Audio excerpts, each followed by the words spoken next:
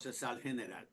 Entonces, nace como un proceso de alguna manera político. Trato de explicar el tema, por qué lo llamo así. Porque en Venezuela, para los años 70 y algo, a partir de los 70, se produce un fenómeno político que es que la presencia de un personaje llamado Guzmán Blanco, que marcó mucho una impronta muy grande en el ámbito judicial, jurídico, religioso, si queremos, como lo quieran. Digamos que fue una persona que dominó la escena política de Venezuela durante mucho más de una década. Él y previo a él su papá, que era digamos, el líder de lo que se llamó el Partido Liberal, este, condicionaron mucho eso y nos llevaron y se planteó la casación en Venezuela, pese a que Simón Bolívar en el año 17 en el Congreso de Angostura ya lo había anunciado, que era necesario que lo hiciéramos, pero la prédica bolivariana quedó allí en una prédica, no se produjo nada. Es ya en el año 76 cuando en verdad, a pesar que tenemos un código del 36 que en Venezuela llamamos el código arandino, porque era obra fundamentalmente de un licenciado llamado Francisco Aranda, nosotros a pesar de eso es en el 76 de ese siglo cuando comenzamos a caminar los mundos de la casación. Asumimos la casación francesa, como se le llama, y como nos las identificó tanto Duque Sánchez como Cuenca, quien seguimos muy de cerca en las universidades sobre estos temas de la casación, digamos, de los expositores clásicos que tenemos nosotros sobre la materia. En ese proceso se produjo un fenómeno que es que, bueno, acogimos la casación francesa, a Guzmán Blanco siempre se le ha acusado de pro-francés, era un hombre, de hecho vivía una parte de su vida, a pesar de ser presidente de la República, en París. Entonces, hay un poco de eso, de la historia de un personaje y del recurso. Sin embargo, en el año 81 se aprueba una ley, ahora sí de casación, y se acoge por primera vez la casación de instancia en Venezuela, que tiene digamos, una vida muy efímera, pero ciertamente la tuvimos. Eso se va a repetir a nivel constitucional, y vamos a seguir hablando un poco de la historia de este país, en el año 47, cuando se dicta la constitución del 47, que la dicta una Asamblea Nacional Constituyente, que es producto del golpe de Estado del 18 de octubre del 45. Tengo que nombrar partidos políticos y personajes que dan un golpe de Estado comandado por los líderes de Acción Democrática, que en ese momento o fue durante mucho tiempo y durante décadas el primer partido de este país, y los militares, auxiliados por los militares, dieron un golpe de Estado en el año 45. En el 47 convocan una Asamblea Nacional Constituyente que la presidía nada más y nada menos que uno de nuestros mejores poetas, como fue Andrés Eloy Blanco, y de ahí se produjo una constitución que en su artículo 220 establece la casación y dice que la casación debe, o el juez de casacional, debe descender al fondo de la causa. Y se establece por primera vez en Venezuela por segunda vez, esa regla de allí. Entonces nosotros tenemos digamos, un proceso político, como toda Latinoamérica, me imagino yo, donde las cosas, las circunstancias políticas, los movimientos políticos, las preferencias políticas que se van produciendo en el país, van más o menos afectando profundamente al sistema judicial y particularmente a la casación. En el año 1804 se dicta un código de procedimiento, en el 16 se dicta otro procedimiento y ahí estamos trabajando ahora sí con lo que hasta en el año 1985, recién, es nuestro vigente Código de Procedimiento Civil. En ese año, en el 85, se dicta un Código de Procedimiento Civil que establece, pero que ya venía estableciéndose en Venezuela a partir del código anterior, una figura que permitía descender, la palabra quiero destacarla porque a mí siempre me llamó la curiosidad por qué descender. Es decir, es como que si cuando el juez baja a los hechos, desciende. El doctor Cuenca en eso era muy crítico y bueno, hasta habló de manos enguantadas para tocar los hechos y la miseria que subyacía en el fondo de los expedientes, ¿no? Y una de las cosas era que efectivamente nosotros teníamos entonces una casación francesa con una excepción que nuestro código vigente sería el 320, que ahora hemos hablado un poquitico de él y seguramente es lo que vamos a tocar durante toda la tarde, que era el establecimiento de la excepción a la casación francesa. Es decir, esa era la vía por la cual los abogados podíamos llegarle, fundado sobre todo sobre el falso supuesto. Esa es una historia, digamos así. Pero nosotros, para llegar allí, bueno, hemos pasado por muchos procesos de orden político. Nuestros autores, quiero mencionar a Cuenca, particularmente, que se dio, es decir, que denominó esta casación como casación mestiza, precisamente por el problema de que podíamos, bajo determinadas circunstancias excepcionales, descender al conocimiento de los hechos en casación. Y él la llamó muy acertadamente, en mi opinión, porque nos representa a nosotros los venezolanos una casación mestiza. Sí, una casación que no era ni una cosa ni la otra, porque tenía influencias de las dos, pero por supuesto siempre habrá un predominio y en nuestro caso hasta ese momento lo había. En Venezuela, en el año 99, después de eso, y también producto de una, de una Asamblea Nacional Constituyente, dictamos una constitución que creó un sistema judicial distinto, no tocó exactamente el tema, no está desarrollado allí, pero sí habló de un estado de justicia y de derecho, que creo yo que, en mi opinión, y a discrepancia de muchos colegas que piensan que no, marcó la diferencia entre el pasado y el presente. Sí.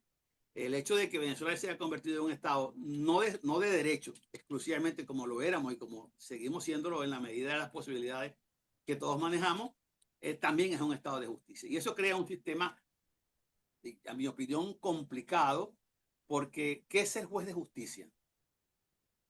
¿Qué es el juez de justicia? Yo me he preguntado, yo sé lo que es un juez de derecho, lo vivo, lo sufro, lo he hecho alguna vez, pero juez de justicia es una figura muy particular. Pues nosotros somos un país de derecho y de justicia. ¿Mera palabra? No. No, en la práctica, nuestra jurisprudencia, en muchos órdenes y en muchas circunstancias, ha ido, digamos, aplicando, conceptualizando, internalizando la idea y nos hemos convertido hemos convertido nuestra jurisprudencia en una fuente de nuevos atributos para los jueces, de nuevas concepciones políticas, jurídicas, y en la práctica yo creo que tenemos un código que está, digamos, moribundo, para llamarlo de alguna manera.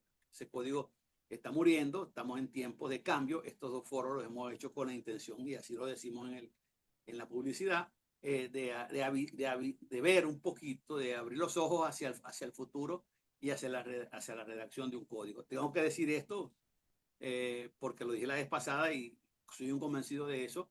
Uno de los objetivos de estas conversaciones es producir un grado tal de conciencia en la gente de lo que nos está pasando, que se nos permita a nosotros que se abra el proceso de discusión de lo que será el nuevo código. Si una cosa ha tenido digamos, vamos a llamar así, una verruga tiene el proceso como se está llevando en este momento, es que lo que se conoce por la vía de la infidencia. No hay nadie que haya dicho, este es el proyecto, esto, sino que hay unas personalidades que, bueno, manejan criterios y los reflejan en un proyecto, se presenta, se conversa, y tal, pero nunca tenemos. Para nosotros no es bueno, para nosotros, y quiero referir rápidamente una experiencia que tuvimos en Venezuela, que fue la discusión que hubo pública sobre la ley orgánica del poder, perdón, la ley orgánica del trabajo, la LOCTRA, como le decimos aquí en familia, la LOCTRA, que fue un proceso donde los magistrados del TCJ, tanto de la casación civil como la social, fueron por el país y discutieron con los profesores universitarios, con los colegios de abogados, y por supuesto en las academias se discutió el proyecto de código y de ley, perdón. Y esa ley es producto en buena parte de una discusión muy buena, muy rica, donde todos de alguna manera, por nuestros gustos particulares, pues nos deleitamos escuchando a alguna gente que trataba de explicarnos. Por eso, más allá y más acá de las diferencias que uno pueda tener con el concepto que se manejó allí. Lo cierto es que esa es una ley que sirvió como modelo de lo que debería ser una discusión de ley. Después de eso, no ha habido en Venezuela ninguna ley con eso. Sin embargo, como allí se recogió un proceso oral muy interesante, Yo creo que en estos momentos eso es tan interesante como lo es la LOGNA, la Ley Orgánica de Protección de Niños, Niñas y Adolescentes, que también tiene un proceso oral interesante y que nos puede ayudar. Pero más allá de eso, lo que quiero decir es que nuestro objetivo, o quizás el fin último de estas conversaciones, es que abramos una discusión en Venezuela, que nos escuchemos, que todos tengamos el derecho de participar y de decir yo veo esto, yo veo aquello, y que no se siga todo por un solo rumbo, por un solo criterio. Por supuesto, experiencia más rica que escuchar a los demás países, las experiencias que puedan tener, no hay. Si algo aprendimos en nuestra vida, digamos, estudiantil, entre comillas, fue al maestro Duque Corredor, perdón, señalando a nosotros: lean jurisprudencia extranjera, lean los autores extranjeros, lean a fulano, e ir a las clases de posgrado en las que estábamos con él, a llevarnos textos de autores extranjeros y enseñarnos cómo se bate el cobre, como decimos aquí en Venezuela, en otros países. Esa experiencia hay que traerla para acá. Ese es el objetivo que tenemos nosotros en verdad. ¿Cómo ha transcurrido hasta este momento el tema de la casación? Para irle poniendo fin a mi intervención inicial. Bueno, aquí se han producido cosas como esta. En el año 19, el 14 de agosto del 19, se dicta una sentencia que es una ponencia conjunta sobre el juicio oral y se marcan unas pautas que, que prácticamente desaplica, para no decir deroga, el Código de Procedimiento Civil en una materia que la Constitución Nacional del 99, la reciente, reconoce como que es el paradigma constitucional, el juicio oral y breve. Y cuando hacemos eso y la sala llega y dicta una sentencia y dice, vamos a reformular cómo van a ser los procedimientos orales, y lo hace, crea una excelente expectativa. Es una ponencia conjunta que pasó, por supuesto, a la sala constitucional, de la sala de casación civil, a la constitucional para que ésta la discutiera, porque hay una disposición de la ley que rige el Tribunal Supremo que establece que es necesario que haya, digamos, el visto bueno de esa sala constitucional. Eso no se produjo, eso está allí, pero hay un aspecto interesante para cualquier conversación sobre eso. En lo personal, yo hice una serie de observaciones que hice llegar a la presidencia del TCJ en su momento, cuando se da la sentencia, sobre lo que yo veía como bueno o como malo, pero es una conducta muy personal que yo creo que uno no debe guardarse esas cosas.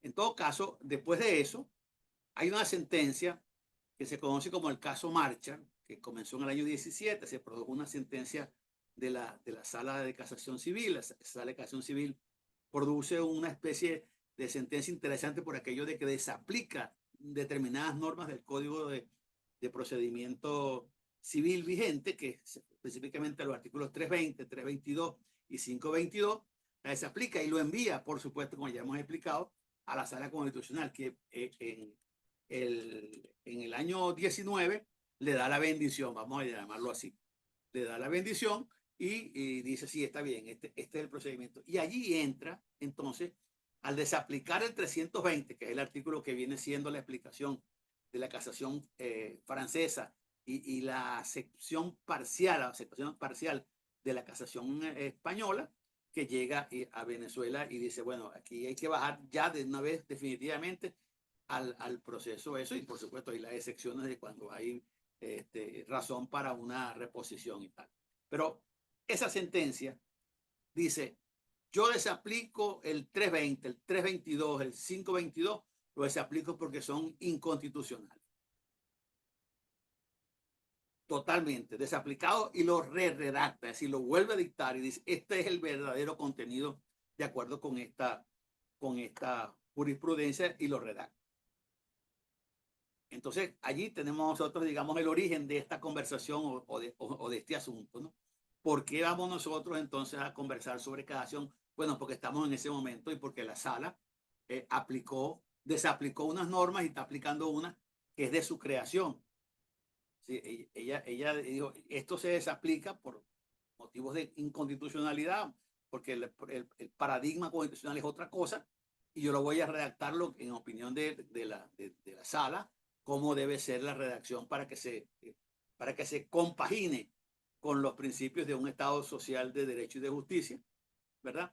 Con un Estado que procura que haya juicios orales y breves y establece eso. En el camino también hay una sentencia muy interesante, pero que poco toca el tema, que es que en la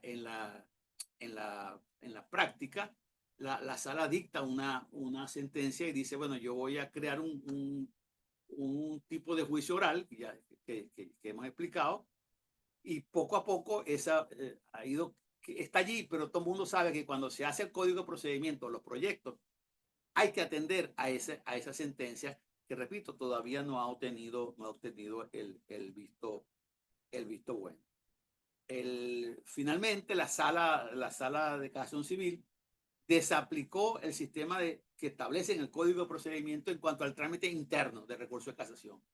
¿Por qué? Porque la declaración está diseñada así. Nosotros interponemos el recurso, los abogados que ejercemos, vamos, lo interponemos, el tribunal se admite el recurso, y la otra parte, la parte que vencedora en este caso, tiene la oportunidad en un lapso de 40, de 20 días de hacer una contestación o impugnación, como se le llama aquí en Venezuela. Después de eso, técnicamente lo que viene es un lapso de réplica. Quien formalizó tiene la oportunidad de replicarle al contradictor. Y posteriormente el contradictor tiene la opción de una contrarréplica. Entonces, esas fases se modifican por sentencia en Venezuela. Y se dice, no, solamente hay dos posibilidades. Uno es, formalice usted, y el 317 nos dice a nosotros cuáles son los requisitos más o menos que debemos llenar, ¿no? Y hay otra regla de 325 que también me dice más o menos algunas formalidades. Pero esa persona que ya formalizó queda allí en stand-by, porque lo que viene ahora es el contradictor que llega y dice, no, yo voy a impugnar o voy a contestar eso, y hace sus alegatos con unos requisitos muy similares, por supuesto, de acuerdo con la posición de cada quien en el juicio, al trámite de formalización. En este caso se llama contestación o impugnación. Y entonces la sala elimina la réplica y la contrarréplica y dice, no, eso no va.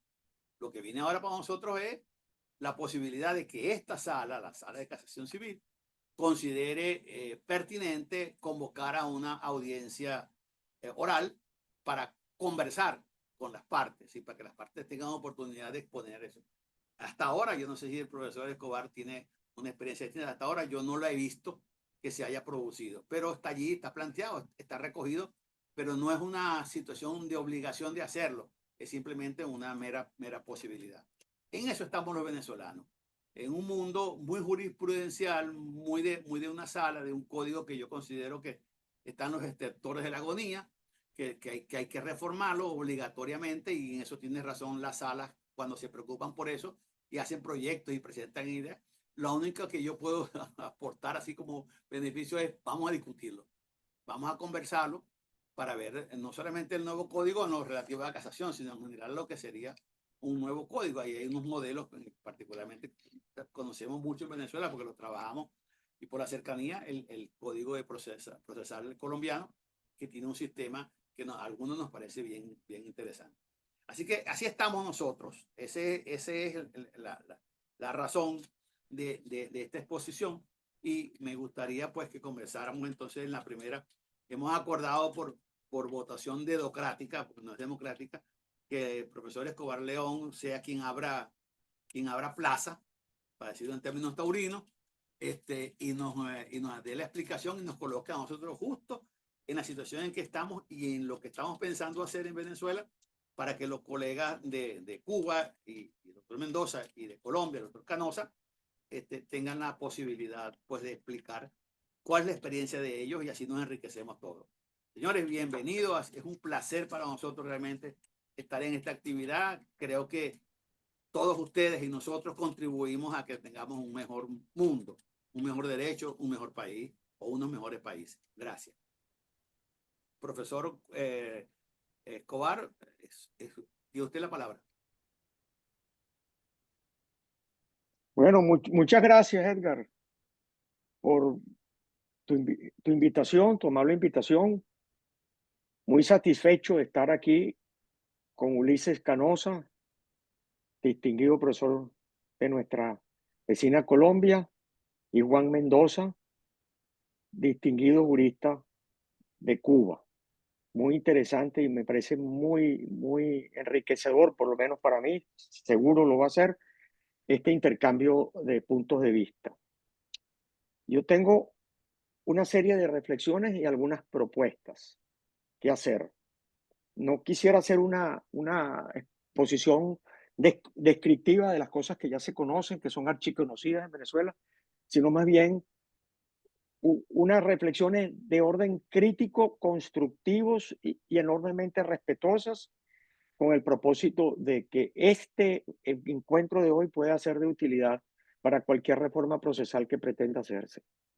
Como muy bien explicó Edgar Núñez Alcántara en ese recorrido histórico que hizo de nuestra casación, nos hemos podido dar cuenta que la fuente de inspiración, la verdadera fuente de inspiración de la casación venezolana es Francia, como muchas otras cosas. Pero la casación es de origen francés, pese a esa vida efímera que tuvo en el siglo XIX en dos oportunidades y en la Constitución de la Revolución de Octubre de 1947, la casación de instancia. Aquí no hay experiencia en lo que atañe a la casación de instancia, sino en lo que se refiere a la casación de derecho de origen francés. Es decir, aquella casación que solo tiene el derecho como objeto de su revisión, de su aplicación, y que el control de los hechos, como bien explicó Edgar, solo se hacía o se hace de manera excepcional cuando entran en funcionamiento los mecanismos excepcionales de un artículo, que es el artículo 320, que fue reinterpretado y reescrito. Y a eso voy. Para que quede muy claro, yo fui un defensor y lo sigo siendo de la casación de instancia que se estableció en Venezuela en el año 2002 con la Ley Orgánica Procesal del Trabajo. Tanto es así que mi trabajo de incorporación a la Academia de Ciencias Políticas y Sociales en el año 2009 está dedicada a explicar las bondades y los aciertos de la casación de instancia laboral, que ha sido reconocida incluso por un jurista colombiano como Carlos Colmenares, con quien compartí tribuna en innumerables oportunidades. Quiero destacar que esa casación de instancia laboral, que entró en funcionamiento al comienzo del gobierno de Hugo Chávez, se debió a varias razones. A que se tomó el liderazgo Omar Mora y que Omar Mora recibió respaldo político para poder acometer la implantación de una reforma tal que implicaba la instalación de una casación de instancia. Esto no es un asunto que se puede improvisar. Requiere trabajo, requiere inversión de dinero, mucha inversión de dinero, mucho trabajo y mucho entrenamiento de los jueces, como ocurrió en los años previos a la aprobación de la Ley Orgánica Procesal del Trabajo. Esa es una enseñanza que tenemos. Voluntad política, dedicación y sobre todo apertura intelectual. Porque como acaba de decir Edgar, aquí se nos consultó a todos. Eso fue una discusión abierta, las instancias universitarias fueron consultadas y se pudo participar en innumerables foros. Y ahí están los resultados. Ahí están los resultados. Ahora, ¿qué demostró esto?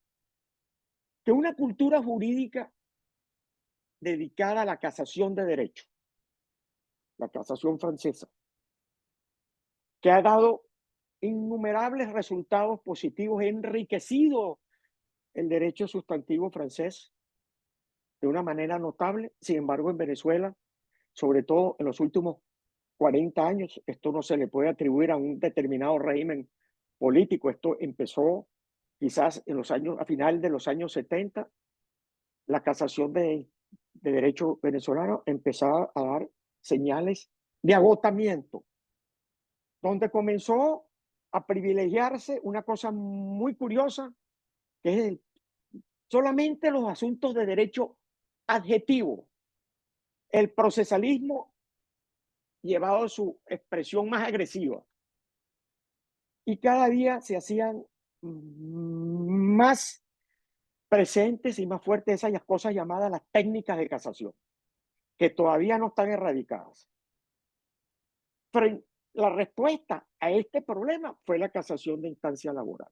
Entonces, una casación de derecho que dio muestras de agotamiento, mereció críticas de la doctrina civilística y procesalística de este país, muy conspicuas, como la de, por ejemplo, el más grande o uno de los más grandes civilistas de la historia de este país, José Méndez Orsini. De manera que esas críticas están todavía de pie y hay que ver cómo se resuelven. El procesalismo exacerbado. Pero la casación laboral, en un ambiente de casación de derecho, pudo implantar la casación de instancia y vivir una transición exitosa a esa casación de instancia. Tanto es así que yo escuché en foros internacionales que esa casación produjo 3 doctrinas laborales de derecho sustantivo muy reconocidas, que son 3. Las discusiones en materia de daños morales e indemnizaciones de daños morales consecuencia de accidentes de trabajo, las indemnizaciones y las reclamaciones de los trabajadores internacionales y el tema estelar, el de la simulación del contrato de trabajo.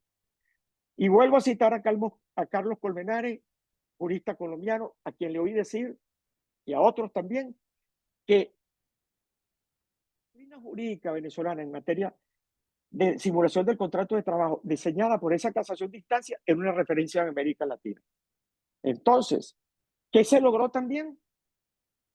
Convertir a la casación de instancia en un instrumento, un aliado del derecho sustantivo laboral. De manera que en lugar de obstaculizar el desarrollo del derecho sustantivo, lo patrocinaba y lo impulsaba como lo hizo de manera notable. Otro gran éxito de esta casación de instancia. Una cosa que parecía muy difícil de que los venezolanos la pudieran mover, es que la casación pudiera cometer asuntos de derecho sustantivo y no discusiones de derecho procesal. Se logró. Las técnicas de casación fueron disminuidas notablemente y a la casación, a la audiencia oral, se le dio la importancia que ella merece sin que sea una panacea, porque ya nos dijo Michele Tarufo varias veces que la oralidad no era una panacea, pero había que ser bien utilizada para aquellos casos que lo requiriesen. Por ejemplo, en materia de simulación del contrato de trabajo, no es que cualquier trabajador que presentara una demanda estaba pues, dirigido a un éxito en su reclamación. Aquellos trabajadores o pretendidos trabajadores que alegaban un sueldo de 30 o 40 mil dólares mensuales, de una vez se les decía, usted no puede invocar la protección del derecho del trabajo si usted tiene unos ingresos de esa magnitud.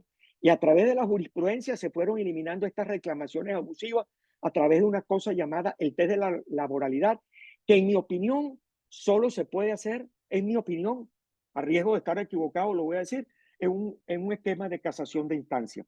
En el esquema de la casación de derechos que tenemos actualmente en la sala de casación civil es muy difícil. Entonces, con esta experiencia, me da la impresión que los magistrados de la sala civil se inspiraron y trajeron la idea de la casación de instancia, convertirla en la casación regulada en el Código de Procedimiento Civil, en sustituir la casación de derecho tradicional por una nueva casación de instancia. Y aquí comienzan los problemas de orden conceptual. ¿Por qué? Porque la casación de instancia que tiene la legislación laboral es una casación de instancias secas. ¿Qué quiere decir esto? Que cuando prospera una denuncia de forma o fondo, la sala de casación laboral queda habilitada para decidir el fondo, con los hechos que están probados y demostrados en el expediente. Solamente cuando prospera una denuncia de forma o fondo, es cuando adquiere la posibilidad de la facultad de decidir el fondo, en primer lugar.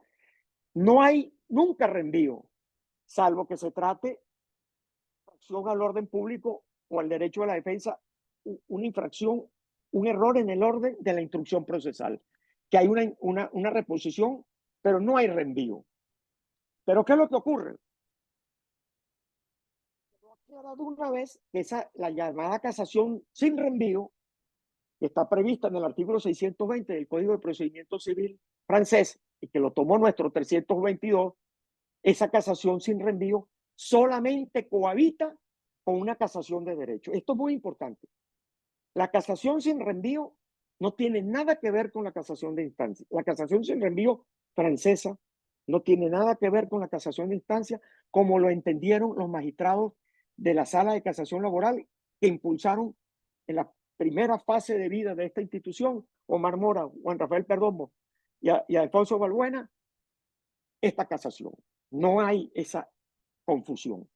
Pero ¿qué ocurrió en Venezuela en esas sentencias que mencionó Edgar? ¿Y qué es lo que está ocurriendo cada vez que uno lee la sentencia de la Sala Civil? Que se está utilizando el concepto de casación sin reenvío para mezclarlo con la casación de instancia cuando son conflictos, son nociones que se excluyen una a la otra. Me explico. La casación sin reenvío opera solamente en cuanto a la revisión del derecho, en dos casos excepcionales, previstos en la legislación francesa y reproducidos textualmente por la legislación venezolana. Cuando la sentencia de casación no deja nada por juzgar, por ejemplo, que la sentencia de casación constate la prescripción o la caducidad o la caducidad de la acción, ahí no se requiere un nuevo reenvío porque esa decisión de la casación pone punto final a la controversia. No hay reenvío. Casación sin reenvío. No hay necesidad de mandar a un juicio de reenvío para que se tenga que pronunciar de nuevo sobre esa prescripción o esa caducidad. Pero la revisión es de derecho, no sobre los hechos.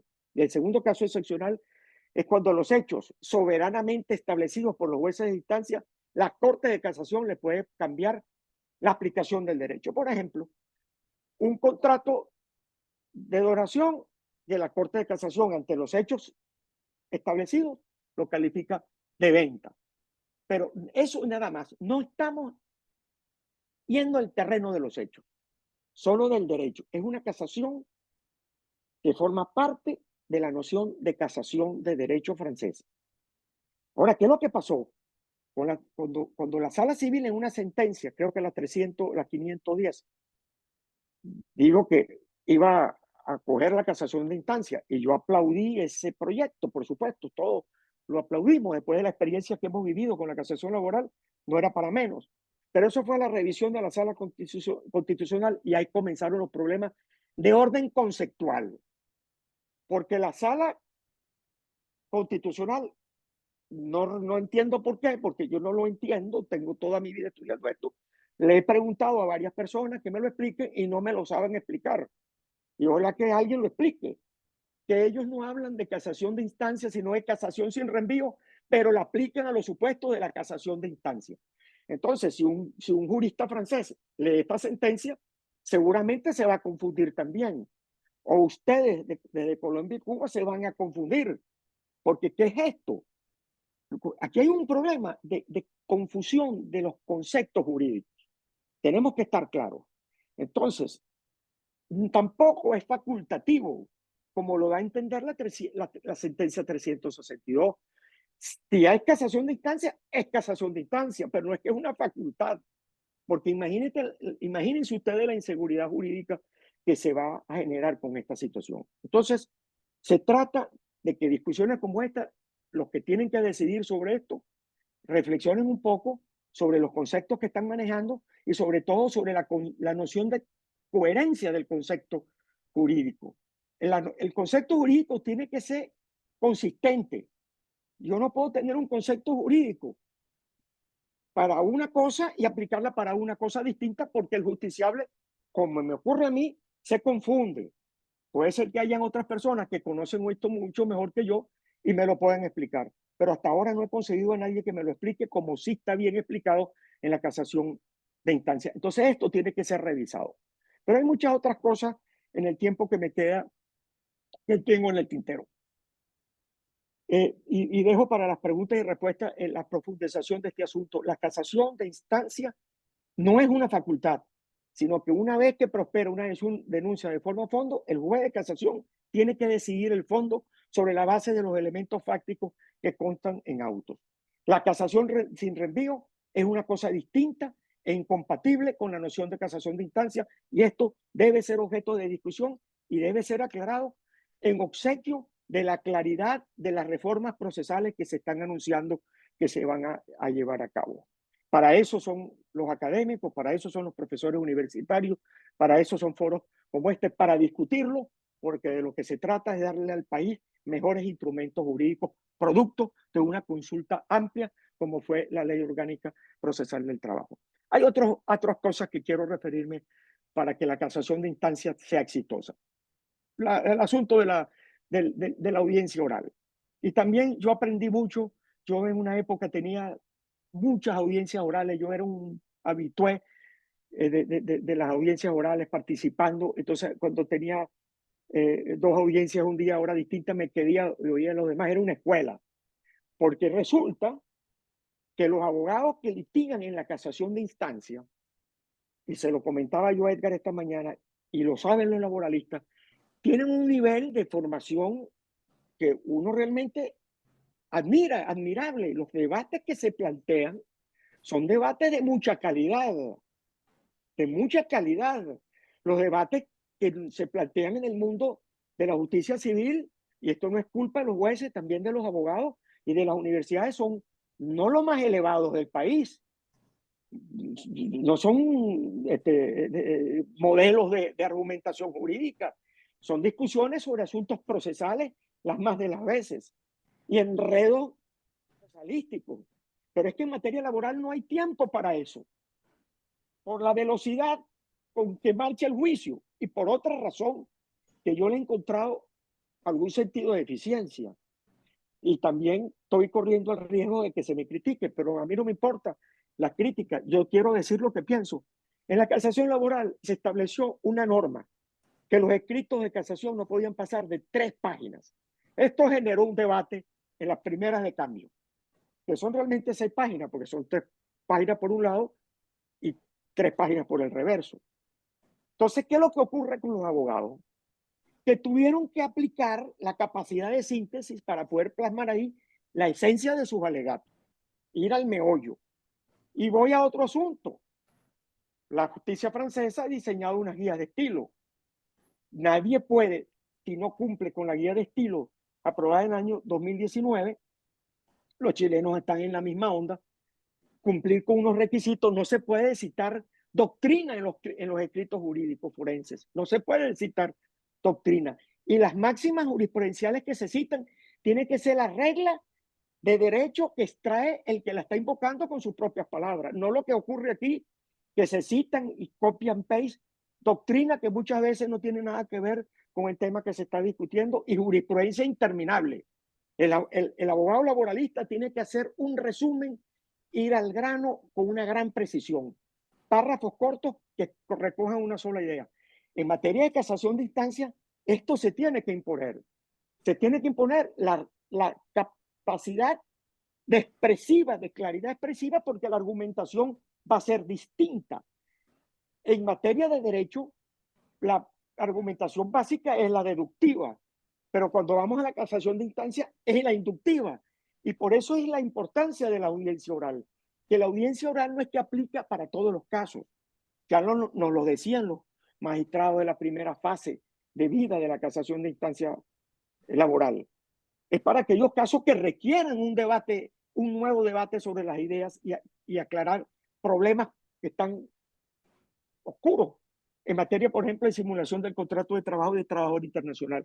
En caso de reclamaciones, vamos a decir, rutinarias, un bono mal calculado, incluso se lo voy a decir a los magistrados, no haría falta el gastar tanto tiempo y el dinero que eso cuesta para desarrollar la audiencia oral, sino reservar la audiencia oral para aquellos casos complejos en los cuales los magistrados necesitan aclararse algunos puntos de derecho.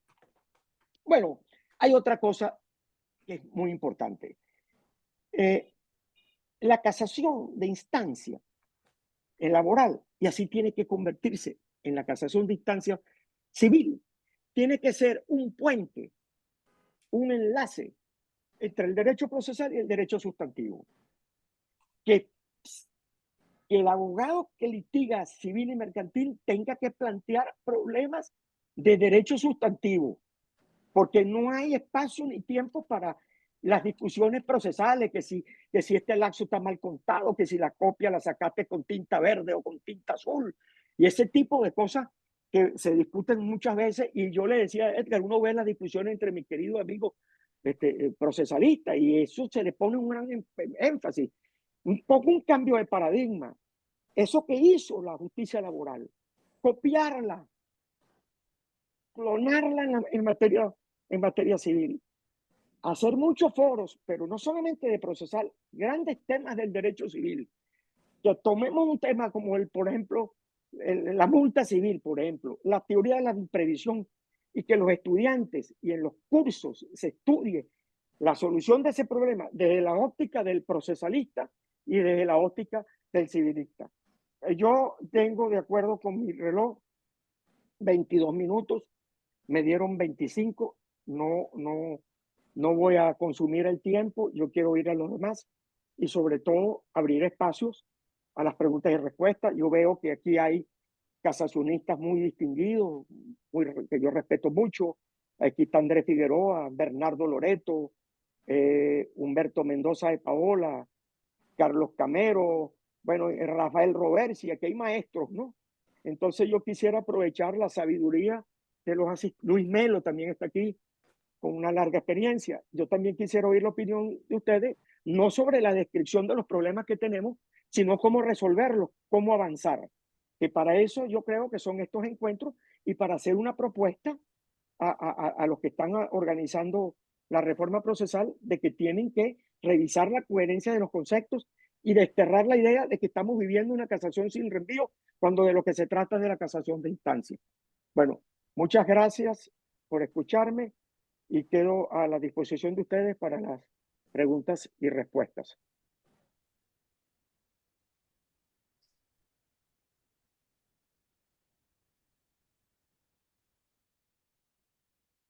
Gracias, profesor Escobar. Para nosotros, bueno, sumamente satisfactorio haber escuchado tantas cosas y tanta visión de futuro que podemos sacar de su intervención. Y gracias por ayudarnos en el sentido de mencionar esa serie de personalidades que nos acompañan hoy, muchos de los cuales son nuestros profesores, para celebrarlos que estén con nosotros en esta importante actividad y para ayudar a construir lo que queremos que se construya. De seguidas, nosotros vamos a trabajar, a escuchar la exposición del profesor Juan Mendoza, de Cuba, de La Habana particularmente, para que nos dé digamos, lo que es su experiencia, la experiencia de su país en esta materia, y en qué momento están ellos, digamos, en estas circunstancias actuales, en qué está Cuba con respecto al problema de la casación, con su proceso, que por supuesto, y esto tiene el picante pues, de la cosa política, es interesante para cualquier latinoamericano escuchar las experiencias que ellos puedan tener, dichas en boca de un profesor que maneja digamos, desde lo grande el mundo del derecho en general, y particularmente en este caso el procesal. Queremos escucharlo, profesor. Cuando usted diga, estamos a la orden. Tiene usted 25 minutos, según lo hemos acordado en conversación privada, para exponer y para regalarnos sus aportes. Gracias. Sí, muchas gracias, Edgar. ¿Me escuchan? Sí, señor. Sí, muchas gracias. Bueno, para mí es un extraordinario honor y privilegio compartir con esa playa de procesalistas eh, venezolanos. Agradecer sustancialmente a mi amigo Rodrigo Rivera, que fue quien instó a que me invitaran, y a Edgar Núñez, con quien he tenido en estos días previos un intercambio muy interesante sobre un tema que, como decía el profesor Ulises Canosa, no está en el debate de la conceptual de nuestros países. También, bueno, es un tremendo placer y honor compartir con el profesor Ulises Canosa, presidente del Instituto Colombiano, Sabemos que los colombianos son los monstruos del derecho procesal en Cuba. Decir que es un monstruo es un gran elogio. Y además, compañero en la directiva del Instituto Iberoamericano de Derecho Procesal. Así que un gran abrazo y un honor estar también compartiendo con Ulises. Bueno, de lo que Edgar me hizo llegar una par de sentencias. La primera, esta que él hablaba de la casación oral, que no tiene definición de quién es el ponente, pero me parece que por lo que leí debe ser de Guillermo Blanco, porque le he escuchado y le he leído. Es una sentencia de corte muy académico, con mucha erudición para justificar el fundamento al que se llega. Y para mí muy peculiar, porque es digo, para ver si se entiende, si se conoce, si yo he entendido las lecciones que Edgar me trató de transmitir previamente. Es una sentencia de una sala ordinaria que después tiene una ratificación en sala constitucional que modifica el procedimiento de la casación, que estaba regulado en la norma procesal que es preconstitucional, y a partir de la interpretación, en una especie de control difuso de la Constitución, modifica en esa sentencia el procedimiento de la casación, introduciendo una audiencia que llama trial de casación, y a partir de esa iluminación que el juez de control recibe de las partes, se elimina todo el tracto preclusivo que tenía la norma procesal de contestación y, bueno, varios intercambios polémicos preparatorios de lo que es la decisión del Tribunal de Control. Me parece que es lo que entendí. También algunos materiales de referencia que pude leer. Hay un libro que no lo vi, que me alegró muchísimo, por lo menos por el índice, que es de Román Duques Corredor, persona a quien conocemos hace muchos años, pero hay una referencia sobre esa obra que me permitió un poco ubicarme en el tema. Tiene que ver con estos temas que también hablaba el profesor Escobar, de una casación donde el reenvío queda proscrito, justamente por esa amplia capacidad decisoria que tiene el juez de control casacional, y solo en casos muy excepcionales es que se puede enviar al juicio de reenvío, con un cuestionamiento o un análisis paralelo al tema de hasta dónde llega el alcance de la prohibición de la reformato imperium, teniendo en cuenta esta capacidad que tiene el juez de casación. Bueno, eso no está en el debate cubano actual, aunque la lectura de estos materiales me ha hecho pensar sobre qué podría estar incluido en el debate futuro en Cuba. ¿Por qué comento eso y los coloco entonces en la casación cubana? Nosotros tuvimos en Cuba, por el vínculo con España, hasta el año 1898, la ley de enjuiciamiento civil española. O sea, muchos países de América Latina se inspiraron, la tomaron como referente, pero en Cuba rigió. Cuando llegaron los americanos en el 98, dijeron, sigue vigente la ley de enjuiciamiento civil española, igual que la criminal, y en Cuba existió y estuvo vigente la ley de enjuiciamiento civil hasta el año 1974.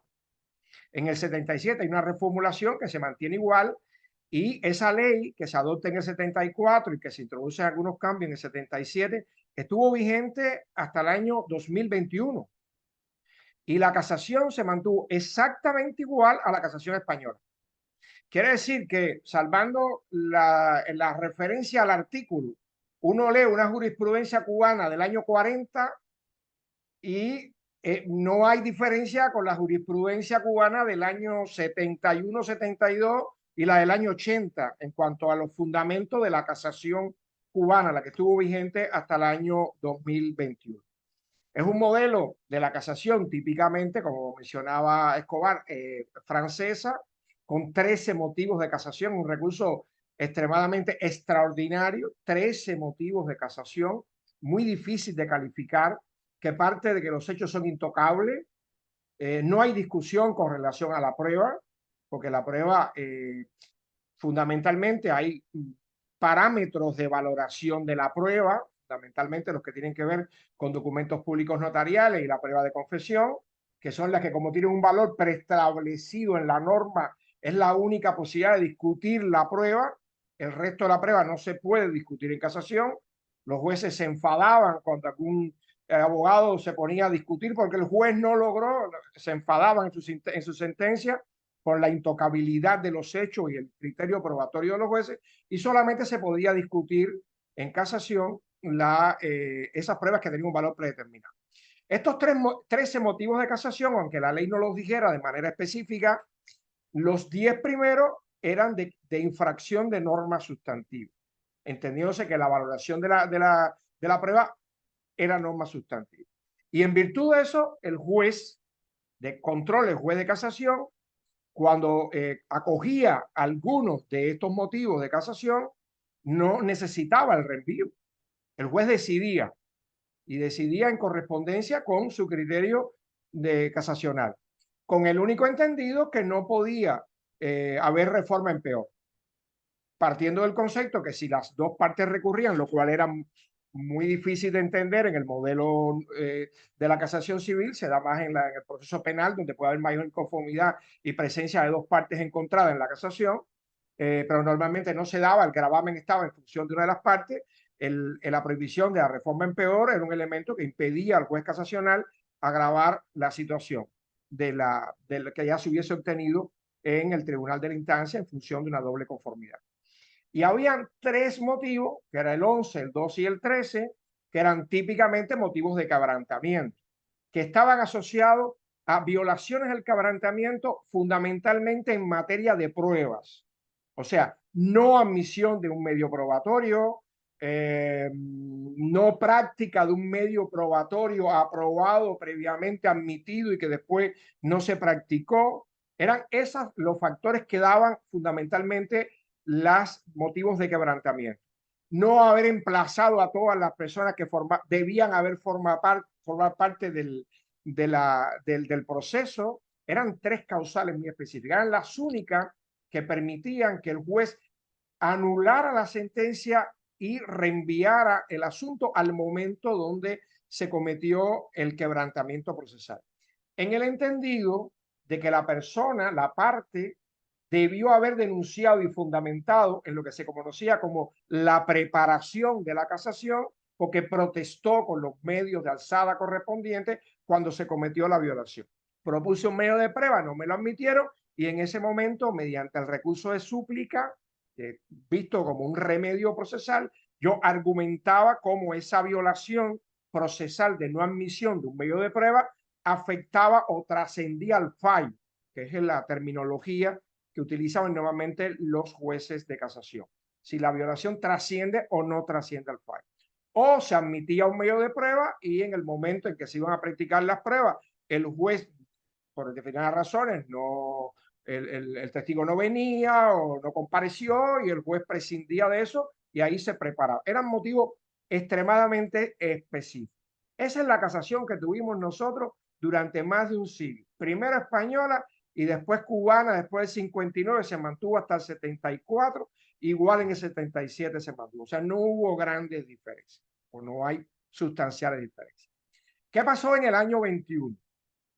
En el año 21 se dicta una constitución, en el año 19 en Cuba, una constitución que por primera vez es una constitución con carácter normativo, la constitución del año 76 en Cuba, denominada Constitución Socialista, estaba más o menos en correspondencia con las constituciones típicamente de los países de Europa del Este y de la Unión Soviética. Yo le decía que era una cartita de amor, una constitución chiquitica con cuestiones programáticas, ninguna de aplicación directa, y que si no tenían unas leyes de desarrollo era muy difícil tenerla en cuenta. Era algo que nadie, yo no sé cómo se enseñaba constitucional en esos momentos por los profesores de la facultad, porque era un andamiaje teórico, político fundamentalmente. Ahora en el año 19 se adopta una nueva constitución con carácter normativo, que tiene un capítulo dedicado específicamente a las garantías procesales, tutela judicial efectiva, debido proceso penal, bueno, un catálogo de garantías encaminadas a la protección de los derechos fundamentales, y derivado de eso hay un mandato constitucional para reformar todo el orden procesal. A partir de la Constitución se crearon grupos de trabajo y se dictó un código de proceso, que es un poco un código general, la usanza de algunos lugares, que le da cabida al proceso civil, familiar, mercantil y del trabajo. Ahí el del trabajo es difícil entender qué hace ahí, pero se incorporó a este código. Se dicta una ley de proceso penal, una ley de amparo, se dictan otras normas, la ley de proceso administrativo, no nos podemos meter en eso. Ahora, esta tiene un modelo casacional que es propio para todas estas variantes de procesos que conviven en el Código de Proceso. Y yo les decía al inicio que este debate a mí me ha inspirado, quizás una terminología muy actual, sobre todo en la cuestión norteamericana, me ha inspirado para una reflexión hacia lo interno de la nueva casación cubana. La nueva casación cubana, contenida en el artículo 431 y 32 y los 32 donde están los motivos, es una casación que ya no es la casación extraordinaria como recurso extraordinario bajo la usanza anterior. Son exclusivamente 3 motivos de casación. El primer motivo de casación es un motivo extremadamente amplio, que es un motivo que enuncia de manera general que puede presentarse como o sindicarse o combatirse una sentencia de los tribunales provinciales siempre que se hayan violado las formalidades procesales o las garantías del debido proceso.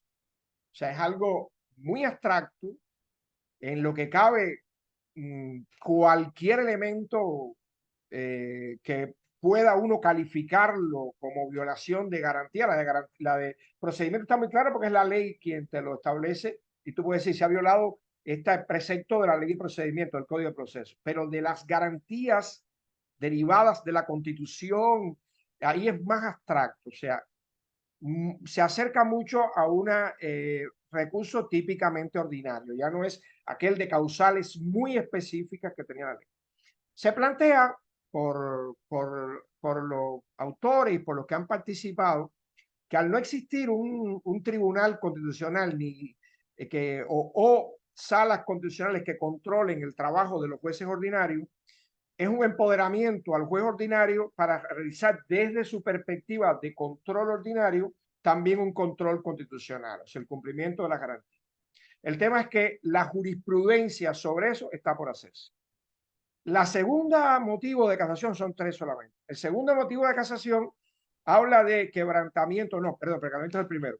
Habla de arbitrariedad o irracionalidad en la valoración de la prueba. Quiere decir que el juez de casación está empoderado en una ley que propugna que la prueba es bajo libre valoración porque ya los parámetros desaparecieron, ya no hay pruebas tasadas, porque como es un código que sirve para todas las modalidades procesales, el legislador lo que hizo fue que en cada tipo de medio de prueba estableció un criterio valorativo. Dijo, la prueba de declaración de la parte debe valorarla el juez teniendo en cuenta que tratando de traer la prueba de la confesión como reina de las pruebas, pero no dice que tiene un valor preestablecido.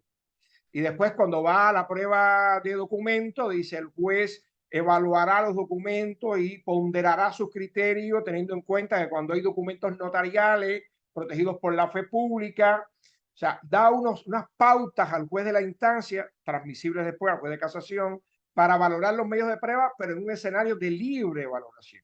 Quiere decir que el juez de casación, en este criterio de libre valoración, que tiene la posibilidad de buscar una valoración de las pruebas practicadas distinta a la que llegó el juez de instancia.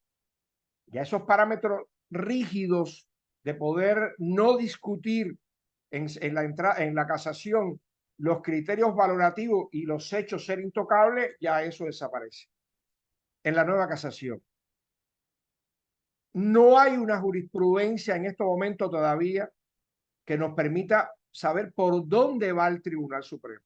Porque lo que hemos compartido con los jueces que trabajaron en esta norma, nosotros formamos parte del grupo que hizo la norma, lo que fuera del Tribunal Supremo que hizo la norma y la presentó al Parlamento, que fue quien la aprobó, los criterios que tienen ellos que no es tampoco un escenario abierto para que se pueda discutir todo, porque entonces sería un recurso de apelación, sin prueba, pero un recurso de apelación con libre valoración. Entonces, eso, ¿hasta dónde llega el criterio de una segunda revisión de los criterios valorativos del juez de instancia? Está por verse todavía en la doctrina y la jurisprudencia cubana.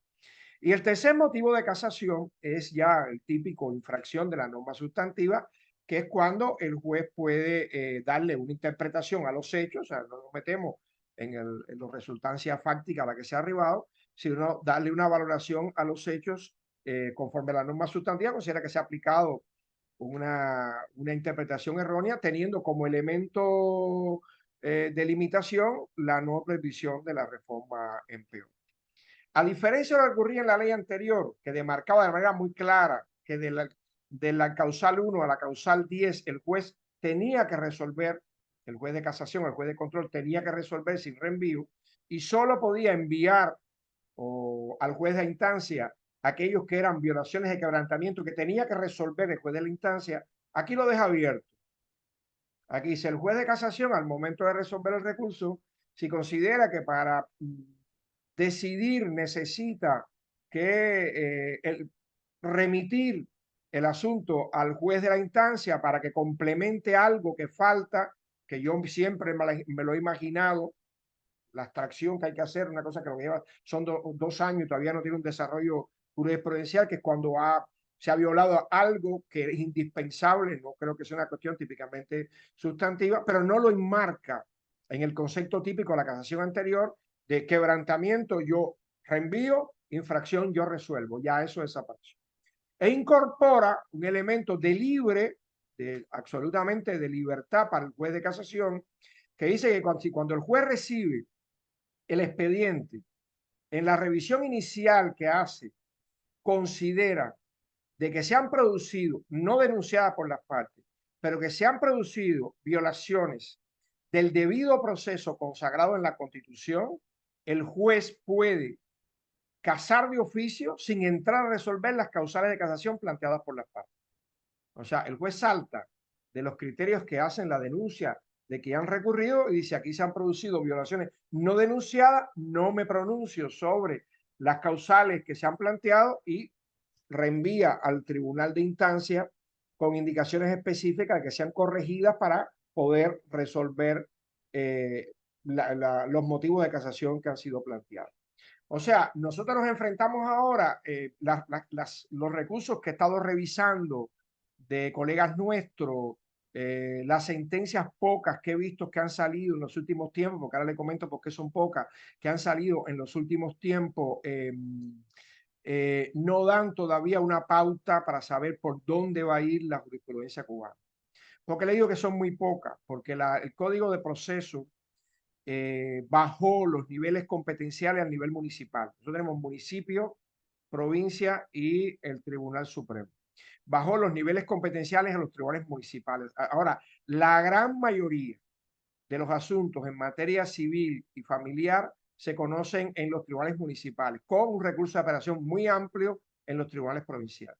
Y mueren ahí. O sea, lo que comienza en el municipio termina en provincia. Ahí hay una queja sustancial de muchos estudiosos de la jurisprudencia de que va a haber una disminución de la jurisprudencia en materia civil, porque muchos asuntos comienzan en municipio y terminan en provincia. ¿Cuáles comienzan en provincia, que son de única instancia, como la casación? Asuntos de determinada envergadura, pero que son cuestiones que no se dan todos los días. Y entonces va a disminuir la jurisprudencia en materia civil. De hecho, la que ha salido hasta ahora es 0. ¿Dónde es donde se va a mantener una jurisprudencia? En las cuestiones de familia. Porque las cuestiones de familia, bajo el imperio del nuevo Código de las Familias, que se aprobó en Cuba en el año 23, van a tener la posibilidad de municipio, provincia y después un control casacional. Hay una protección extra al tema de la familia, teniendo en cuenta las características de este código, el legislador procesal quiso privilegiarlo.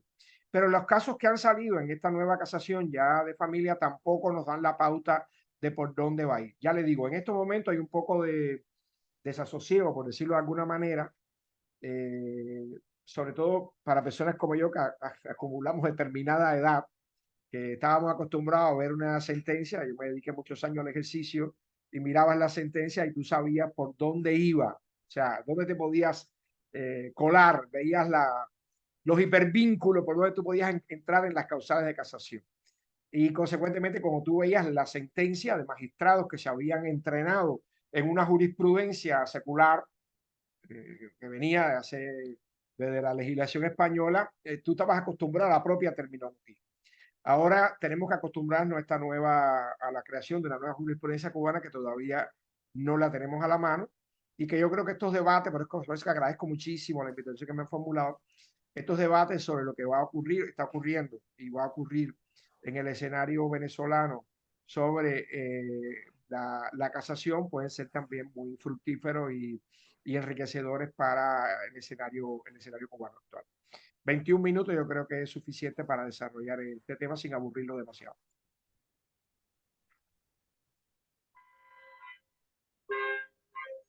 Gracias, profesor. Muy amable, ¿verdad? Una explicación importante para nosotros.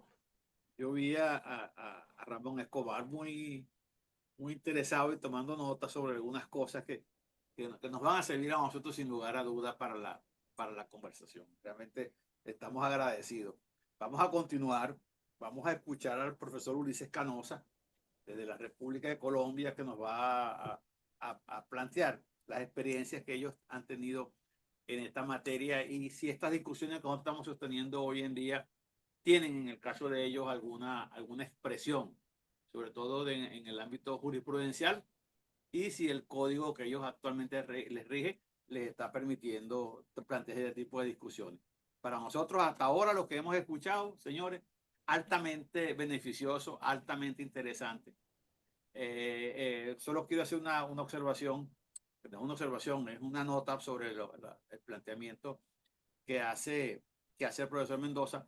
La eterna discusión en Venezuela muy marcada sobre si las pruebas forman parte del mundo sustantivo o del mundo procesal, porque eso tiene que ver también con el juzgamiento del juez que conoce en recurso, bien sea apelación o bien sea extraordinario, hasta dónde llegan si usted tiene una norma sustantiva o una norma procesal, y la posibilidad de que la nueva norma que pueda surgir afecte o no la vigencia. Es decir, es distinto el tratamiento que se da en efecto retroactivo a una norma sustantiva al que se da una norma procesal. Y eso ha originado, y en Venezuela dejó una discusión bastante larga en el ámbito probatorio a nivel de doctrina, fundamentalmente sobre si estamos en presencia, porque nuestro código recoge las pruebas en los dos códigos. El código civil nuestro tiene expresas disposiciones en materia probatoria y específicamente en materia de lo que aquí nosotros damos por llamar el sistema de valoración de tarifa. Si está tarifado, que vale el documento, está tarifado, que vale la confesión. Y el Código de Procedimiento Civil lo que hace es reglamentar, hacer cómo es en la manera como lo vamos a hacer. Pero es interesante el tema y usted lo tocó allí, aunque fuera tangencialmente. Y a mí me llamó mucho la atención porque, bueno, la materia probatoria para nosotros es digamos, muy afín. Bueno, variando ahora sí, profesor Ulises Canosa, agradecido por su presencia. Ya hemos conversado, hablamos mucho de café, por cierto, del café colombiano y de su reconocido mérito en el mundo. Vamos a escucharlo hablar ahora sobre la casación y las experiencias que ustedes nos van a regalar. Bienvenido, profesor, bienvenido a Venezuela, bienvenido a ambos compañeros, tanto el doctor Mendoza como ustedes. Permítanme una última reflexión. Ustedes están en este momento en contacto con Valencia. Valencia es Carabobo, lo que llamarían provincia en el caso de Mendoza. Nosotros le llamamos estado.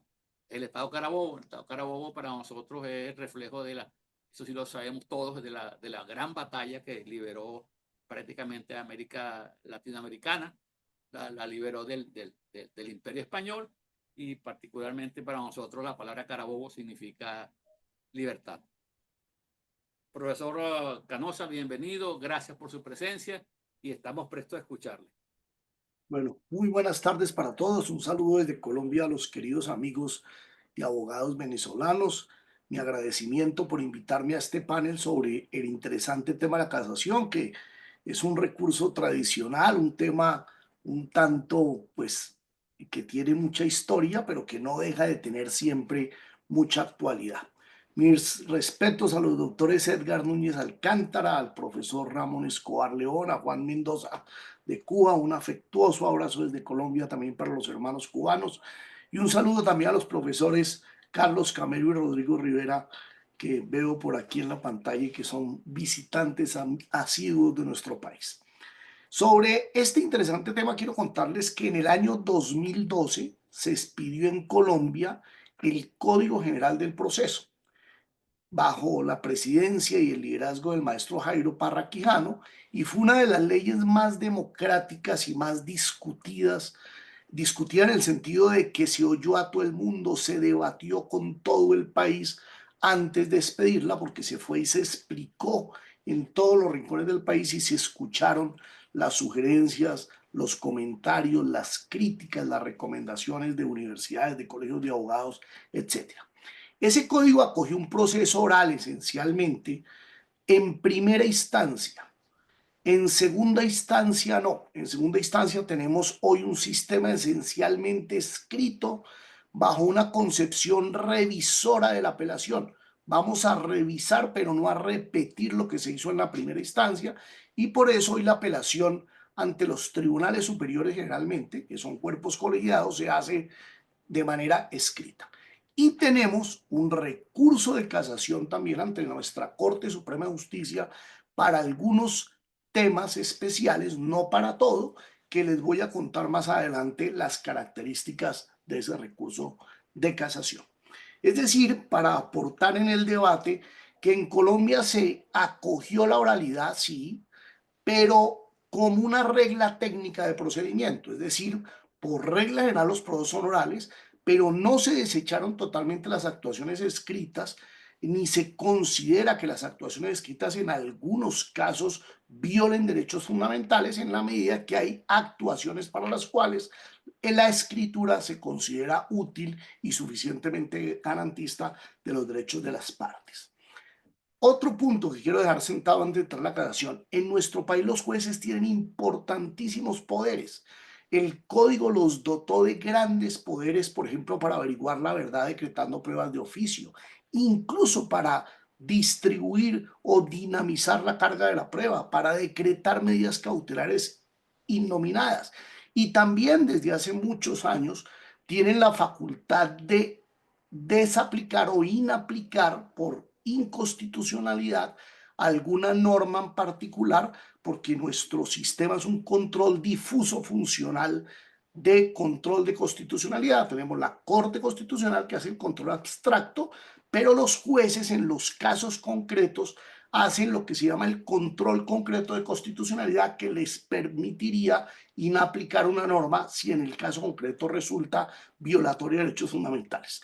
Pero no llegan nuestros jueces, eso debo decirlo con sinceridad, hasta el nivel de cambiar radicalmente una norma de procedimiento y redactarla nuevamente, que es el caso que uno lee en la jurisprudencia venezolana. No sería previsible que en Colombia se llegara hasta ese extremo de encontrar un caso como ese. Sobre esas bases, ahora sí voy a contarles cómo quedó la casación en Colombia. Voy a ver si puedo compartir una presentación, no sé si me puedan, vamos a ver si me lo permiten. ¿Ustedes la están viendo ahí? ¿Me confirman? Sí, estamos viendo. Bueno, entonces voy a usar 5 trazas muy rápidamente para explicar la casación en Colombia. En primer lugar, como generalidad, quisiera decirles que en Colombia la casación es un recurso extraordinario. La casación, la revisión y la anulación de laudos arbitrales, el código los califica como recursos extraordinarios porque proceden únicamente contra sentencias. Tuvimos en alguna época alguna discusión de si procedía la casación contra algunos autos, pero ya no, es un tema pacífico, procede solo contra sentencias. Por lo tanto, la casación es al final del proceso. Por lo tanto, siempre la conoce la Corte Suprema de Justicia. Hay una sala de casación, el de revisión, que también el recurso extraordinario lo pueden conocer la Corte o los tribunales, igual el recurso de anulación de laudos arbitrales, pero el de casación es reservado a la Corte. Hay un numerus clausus, un número cerrado de causales, ya les voy a contar cuáles son 5. Si yo quiero ir en casación, tengo que lograr estructurar una de esas 5, y es un recurso muy formalista, pero ya no tanto, debería yo decirlo, porque el Código General del Proceso, en procura del acceso del ciudadano a su juez, flexibilizó algunos de los requisitos que tradicionalmente se constituían en un obstáculo para llegar a la casación o a la corte. Entonces nos preocupamos en la redacción de este código del año 2012 por eliminar esas taranqueras o dificultades. La casación dejó de ser en Colombia a partir del año 2012 un recurso que solo controlaba la legalidad, que es su origen de 1789, un control de legalidad, y se convirtió en un recurso que controla también aspectos constitucionales y protege derechos fundamentales. Por eso cuando uno mira las causales de casación a doble columna de nuestro código anterior, el de que redactó Davis Morales, que era el código del año 70, el de procedimiento civil, comparado, como ustedes lo ven a mano derecha, con el de general del proceso, fortalecimos el número de causales, ampliamos los fines a 6 fines. El primero, defender la unidad, la integridad del ordenamiento jurídico. El segundo, que no estaba en el código anterior, lograr la eficacia de instrumentos internacionales. El tercero, miren ustedes, el grito a favor de los derechos constitucionales. Y quedaron también los que venían desde el código anterior: control de legalidad, que es la realización del derecho objetivo, la unificación de la jurisprudencia, un importante fin de nuestra casación, y el fin privado, que es el de reparar los agravios de las partes. Esos son los fines de la casación en Colombia hoy en día. ¿Cuáles son las causales de casación? Son 5 causales. En el código anterior también eran 5. Pero eliminamos la tercera, que era disposiciones contradictorias, que se daba cuando un juez en la parte resolutiva impartía órdenes que resultaban contradictorias. Humberto Murcia ayer en su libro decía: esa es una causal muy extraña y de muy poca aplicación práctica, porque supone que un juez sea o muy ignorante, y generalmente no lo es, o muy descuidado, y no lo es tampoco al dictar su sentencia, que es el acto pues primordial en la actividad del juez. Quedaron entonces, al desaparecer esa causal tercera, quedaron 5, porque la primera del código anterior se partió en 2. Entonces hoy tenemos violación directa de una norma de derecho sustancial sin consideración a las pruebas, es directa, y violación indirecta de la ley sustancial, que es considerando la parte fáctica de la decisión, es decir, la valoración probatoria. Miren que en Colombia, por esta segunda causal, tenemos entonces un sistema ecléctico o mixto, como se llama en el derecho comparado, de casación, no un sistema puro, que es el sistema solo de violación directa, sino que es posible también llegar a nuestra corte a discutir aspectos fácticos cuando los errores de hecho son manifiestos, protuberantes, evidentes, resplandecientes, decía la corte, o coruscantes, diamantinos, decía el maestro Humberto Murcia Ballén, errores que brillan al ojo, que saltan al primer golpe de vista, dice la corte. Esas son las 2 primeras causales, que en la práctica pues son las más socorridas. La tercera causal es violación del principio de incongruencia, la cuarta la reformatio impeius, y la quinta la nulidad procesal. Van a ver ustedes ahorita en el trámite que hay un trámite para las 4 primeras, o mejor o cuando se hace el trámite de casación, hay una consecuencia si se acepta una de las 4 primeras, y la nulidad procesal, errores meramente improcedendos de procedimiento, pues generan una consecuencia un tanto distinta, como lo voy a explicar, pero son 5 causales de casación. Hay una nueva posibilidad en la Corte que no estaba en el código anterior, encardinada con esto de los derechos fundamentales, que es la casación de oficio. El artículo 336 de nuestro código dispone que la Corte no puede tener en cuenta causales de casación distintas de las invocadas o de las alegadas por el demandante, porque sigue siendo un recurso esencialmente rogado, pero dispone en el segundo inciso de esa norma que la Corte podrá casar la sentencia aún de oficio cuando sea ostensible que la misma compromete gravemente el orden o el patrimonio público o atenta contra los derechos y garantías constitucionales. La verdad es que el código no solo tiene esta posibilidad de que la Corte actúe de oficio, sino que además también le confirió a la Corte facultades de oficio para dividir o acumular cargos. A veces en el sistema anterior la Corte decía se acumularon cargos que tenían que estar divididos, y no tramitaba el recurso. El nuevo código dijo, si usted considera que hay que unirlos o que hay que separarlos, hágalo aún de oficio. Estudiar cargos incompatibles o acumular fallos. Miren ustedes cómo dimos facultades muy importantes a la Corte en materia de casación. Y aquí es donde quería llegar sobre estos supuestos para contarles cómo es el trámite de nuestra casación. Ustedes ven ahí en la ilustración la primera instancia, que es la instancia, digámoslo así, de la oralidad en los procesos civiles colombianos, y la segunda instancia, que es una segunda instancia más comprimida por la función revisora que tiene, en donde solo practicamos pruebas en segunda instancia de manera excepcional, cuando no se pudieron practicar en la primera sin culpa la parte que las pidió, cuando se trata de hechos nuevos, cuando las partes la piden de común acuerdo o cuando se trata de rebatir estas primeras tres posibilidades. Y tenemos entonces sentencia de segunda instancia ante el tribunal. Vamos a la Corte. Entonces interponemos el recurso de casación, como ustedes lo ven ahí, lo interponemos ante el tribunal y el tribunal, en el efecto no suspensivo, envía el proceso a la Sala de Casación Civil de la Corte Suprema de Justicia. La Corte Suprema admite el recurso de casación y corre traslado común a todas las otras partes, es decir, corre traslado, no, perdón, ahí me equivoqué, corre traslado a la parte que interpuso el recurso por 30 días para que presente la demanda de casación. El recurrente tiene 30 días para presentar la demanda de casación. Si presenta la demanda de casación, la Corte puede, y es una nueva facultad que le dio el Código, inadmitirla no solo por defectos formales, sino porque de entrada la Corte considera que no va a dar lugar a casar la sentencia, por ejemplo, porque se trata de un evento en el cual la jurisprudencia reiterada ya tiene suficientemente aclarado o establecido el caso. Es decir, se le dio una facultad a la Corte de, en vez de admitir la demanda que cumpla los requisitos formales, inadmitirla cuando no tiene visos de prosperidad.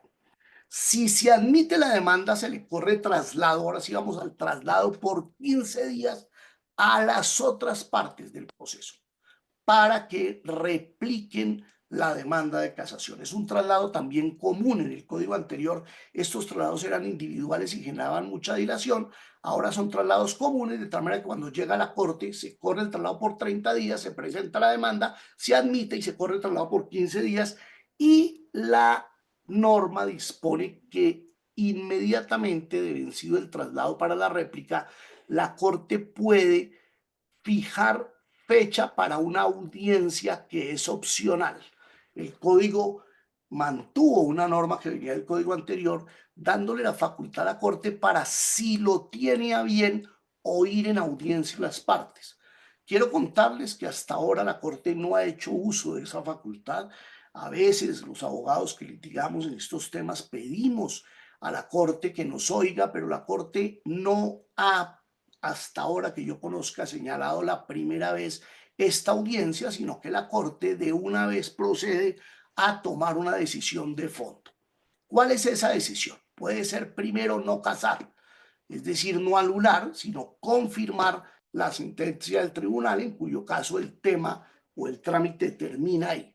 Si la Corte casa por las 4 primeras causales, es decir, por la causal de violación directa, violación indirecta, incongruencia o violación del principio de la no reformatio imperius, la Corte de una vez dicta la sentencia de segunda instancia. Es decir, que en Colombia no existe reenvío procesal. En la tutela, en el derecho de amparo, en Colombia sí existe reenvío procesal. Cuando una corte constitucional o una corte que actúa como juez constitucional anula una sentencia, devuelve al juez para que la dicte él nuevamente, siguiendo las instrucciones del juez constitucional. Pero en casación no es así. En casación no hay reenvío y la Corte se convierte en tribunal de instancia, como ustedes lo ven en la ilustración, de tal manera que entra a dictar la sentencia de reemplazo, se vuelve tribunal. Y como se vuelve tribunal, también hay la posibilidad de esas 4 primeras causales que previamente a dictar la sentencia de segunda instancia decrete pruebas de oficio. La Corte puede decir caso, pero ahora tengo dudas sobre el monto de la indemnización, sobre una prueba que hace falta y yo puedo decretar de oficio. Ahora soy tribunal de instancia, ahora decreto pruebas de oficio. Y la misma Corte las practica y una vez que las practica, la Corte dicta la sentencia de segunda instancia, que es una sentencia de nuestra Corte de Casación, pero no es una sentencia de casación, sino una sentencia de segunda instancia. Y cuando se trata de la última causal, de la causal de nulidad, que es un vicio de procedimiento, la Corte devuelve el proceso al juzgado tribunal para que el juzgado tribunal renueve la actuación anulada. Vamos a pensar, por ejemplo, que es por indebida notificación del auto admisorio de la demanda, pues devolverá el proceso al juez de primera instancia para que se notifique nuevamente al demandado y vuelva el proceso a tramitarse respetando los derechos fundamentales de las partes.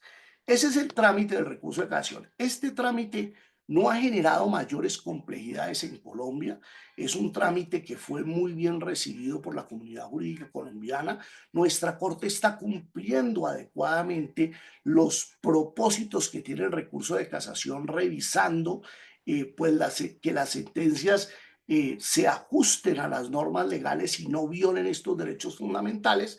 El trámite de la casación en Colombia está demorando aproximadamente un año con este trámite, desde el momento en que llega a la Corte hasta el momento en que la Corte falla, está más o menos en un año, lo cual es un tiempo que consideramos razonable, considerando que en el código anterior el trámite de la casación podía demorar varios años. Había casaciones que demoraban 4 o 5 años, incluso más tiempo. Ahora generalmente tenemos esa duración y es un trámite que, si bien estamos revisando en alguna comisión que está integrada en este momento para revisar el Código General del Proceso, para hacer algunos ajustes el año entrante, no genera mayores inquietudes en Colombia. Es decir, que es un procedimiento que está aceptado por la comunidad jurídica colombiana y que no se espera que en una reforma haya grandes cambios respecto a lo que hoy ustedes ven tenemos en el Código General del Proceso. Para cumplir el tiempo, eso era lo que quería compartirles y estoy dispuesto pues a absorber cualquier duda que se presente sobre el particular. Muchas gracias.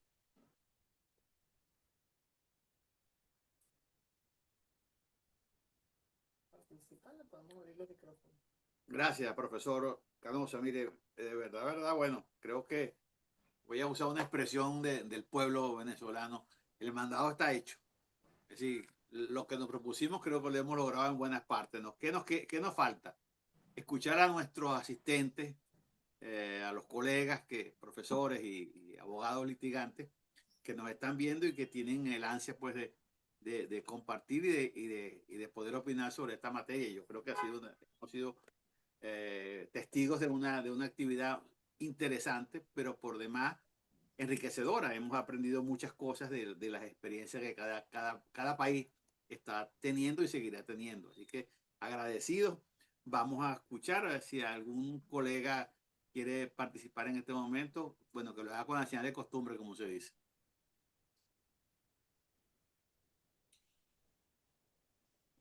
Buenas tardes, doctor Edgar. Sí, me puede conceder unos segundos apenas.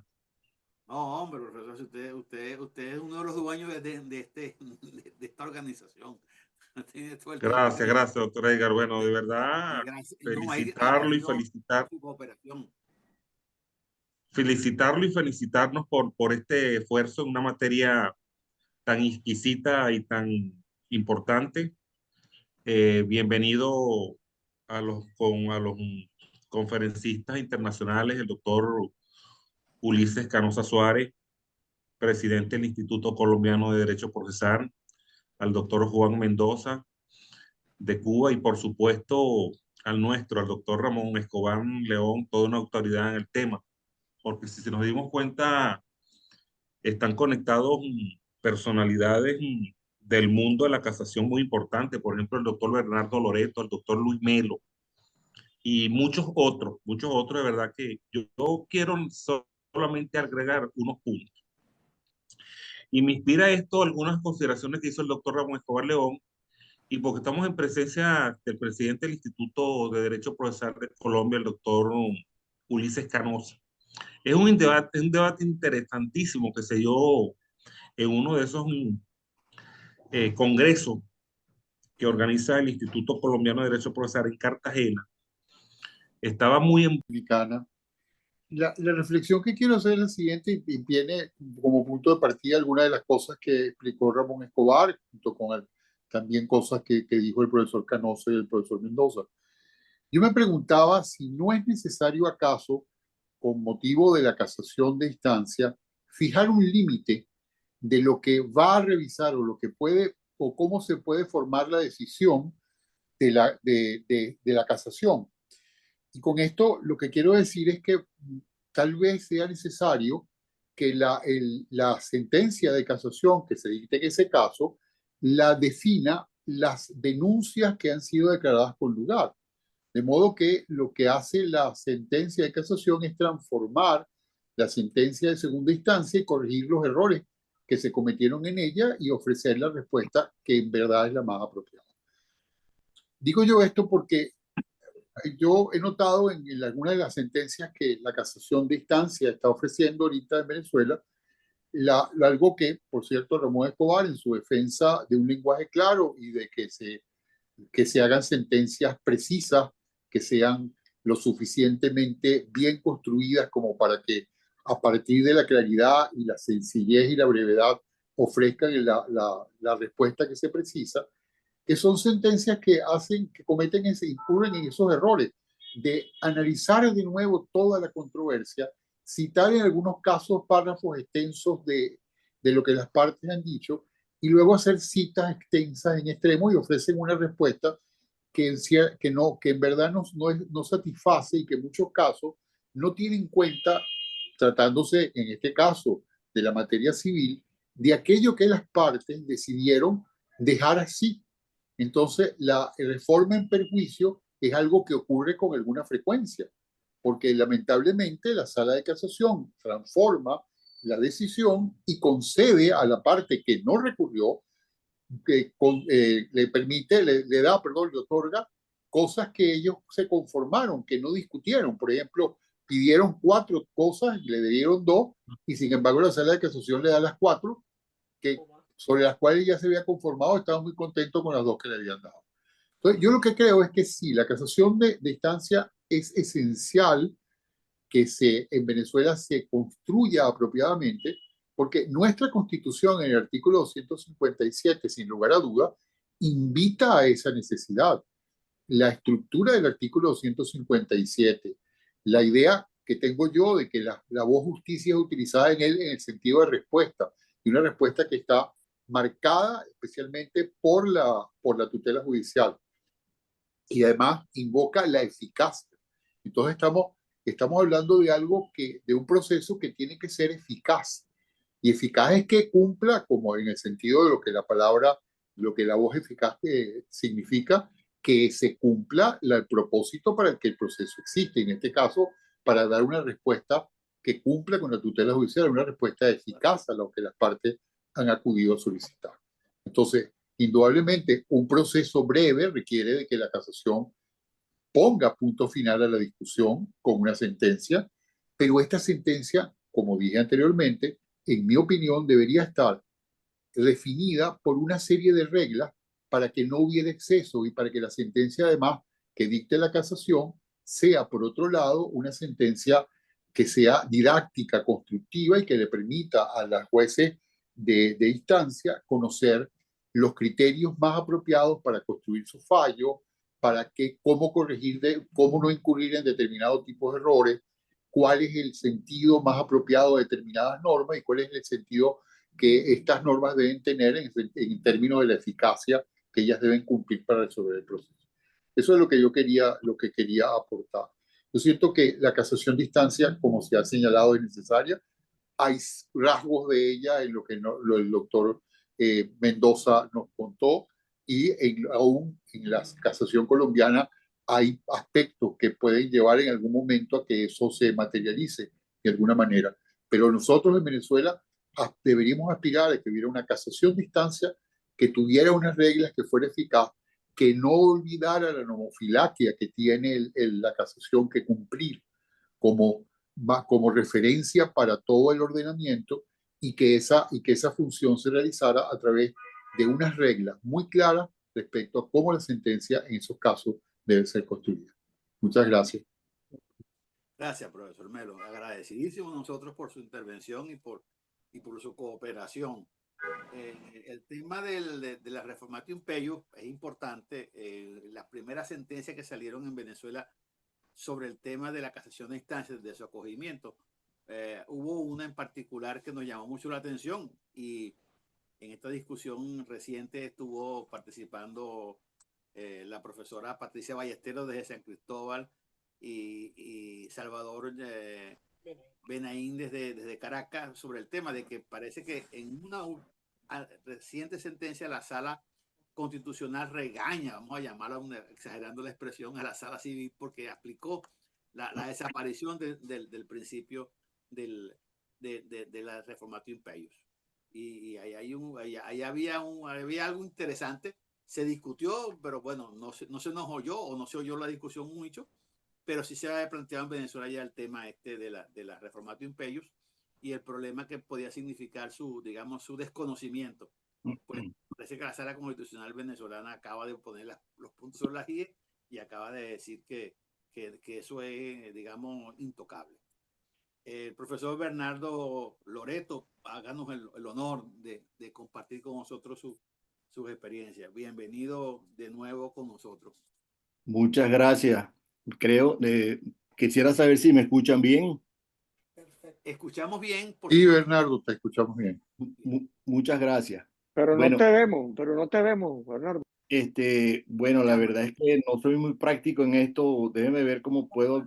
Bueno, y no creo que se están perdiendo mucho, francamente, pero Bueno, para hacer, Bernardo, el placer de verte, ¿vale? bueno, Bueno, mira, en este momento no sé cómo hacer que la cámara aquí funcione.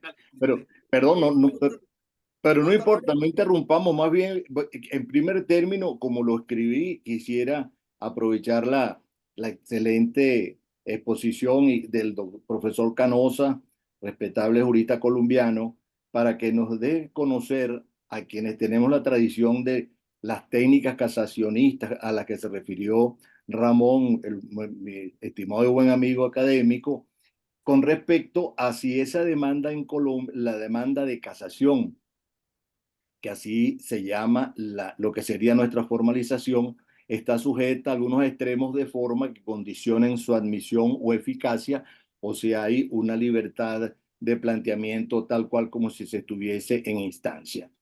Y aprovecho brevemente quisiera plantearle particularmente a Ramón, al doctor Escobar, por su amplia experiencia a la que inclusive hizo mención en las audiencias y en casación, claro, laboral, y lo sé que en civil también, que este cambio de paradigma total hacia lo que es ahora la casación de instancia, a quienes tuvimos ocasión de trabajar antes de esta formulación nueva de la sentencia que ha cambiado hacia la casación de instancia, encontramos a mi modo de ver, no sé si lo veo de este modo, ese contraste entre lo que es un código en que se dispone un modo de formalizar sujeto todavía a planteamientos estrictos, y en realidad el formalizante está propendiendo a que se produzca una casación del fallo y se entre a la casación de instancia, a la emisión de un nuevo fallo.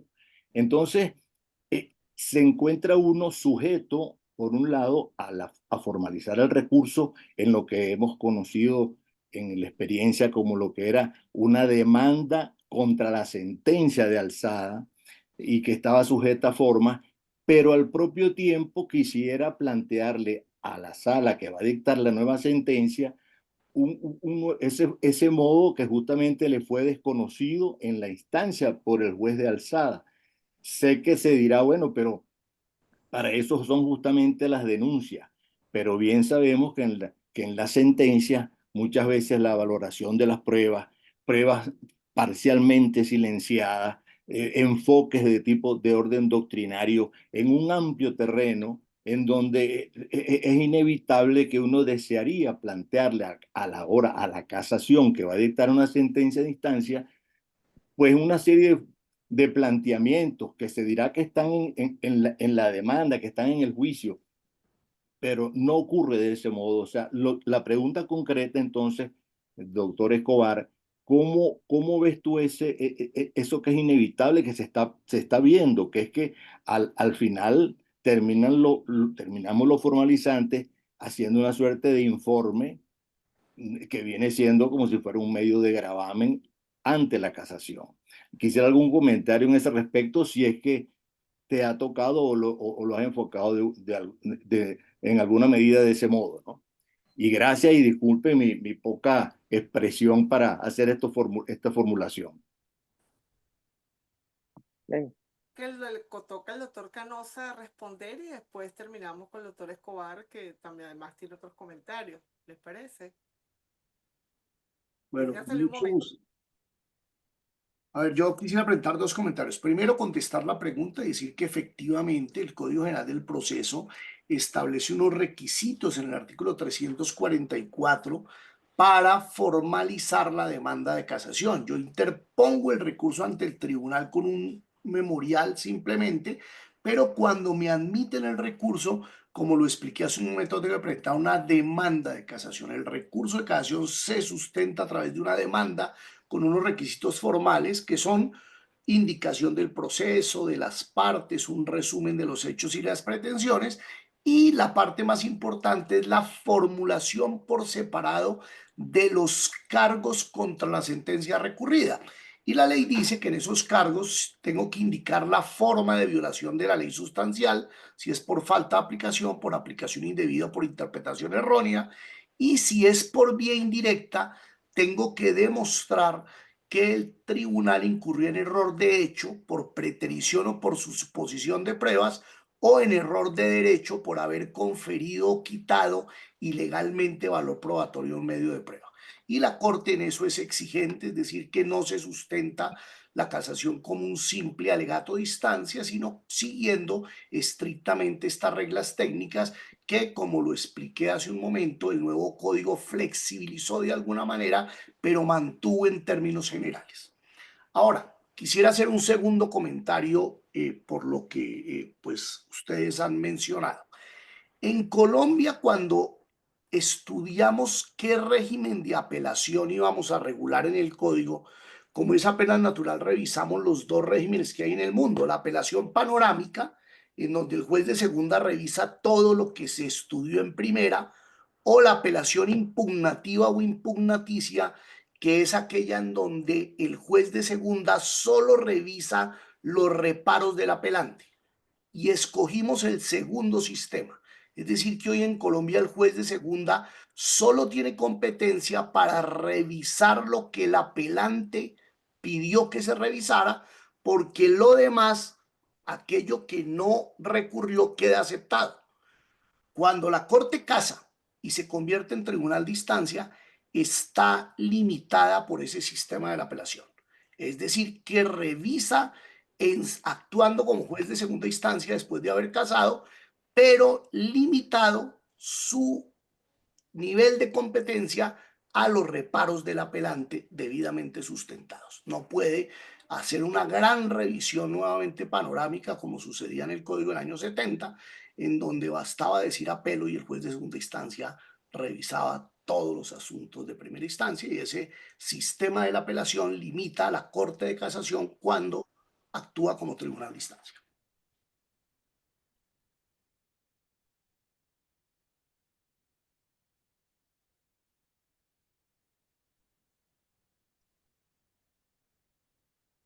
No se te oye, Edgar.